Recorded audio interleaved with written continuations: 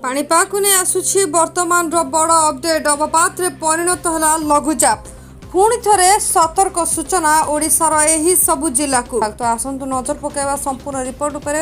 तेरे ता पूर्व ओडिया न्यूज दुनिया को सब्सक्राइब कर पाखरे बेल आइकन को प्रेस कर उत्तर बंगोपसागर में सृष्ट होता सुदृश्य लघुचाप अवपात परिणत होती तेज आज अवपातटी पुरी दे ओडिशा उपकूल अतिक्रम कर बर्तमान अवपातटी पुरी ठारू पाखापाखि अल्प किलोमीटर दूर रही बेले गोपालपुर और पारादीप ठारू 100 किलोमीटर दूर अवस्थित यह प्रभाव में पुरी समेत राज्यर विभिन्न स्थान में प्रबल वर्षा होबार संभावना रही भुवनेश्वर आंचलिक पाणीपाग केन्द्र पक्षर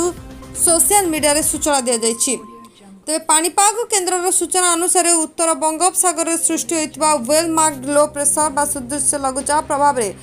राज्य में 4 दिन प्रबल अति प्रबल वर्षा हो पारे विशेषकर दक्षिण उपकूलवर्ती जिले में प्रबल अति प्रबल वर्षा हो कलाहांडी नवरंगपुर कोरापुट गंजाम गजपति रायगड़ा मालकानगिरी कंधमाल बौद्ध पुरी जिले में प्रबल वर्षा होगा नहीं पूर्वानुमान करिछि पाणीपाग केन्द्र एतद व्यतीत कलाहांडी नवरंगपुर और कोरापुट जिलार किछि स्थान में प्रबल अति प्रबल वर्षा होबार संभावना रही एथिपाई 3टी जिला को